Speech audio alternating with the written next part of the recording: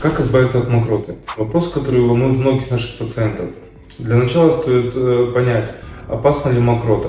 Даже у здорового человека в норме выделяется мокрота ежедневно. Таким образом, легкие очищаются. Но если мокрота появляется в повышенном количестве, 1,5 литра в сутки и более, имеет зеленовато-желтый оттенок, или красный, или коричневый, появляется запах, обязательно стоит обратиться к врачу, так как это может быть признаком опасных заболеваний. Берегите себя и при любых подозрениях обязательно обращайтесь к врачу.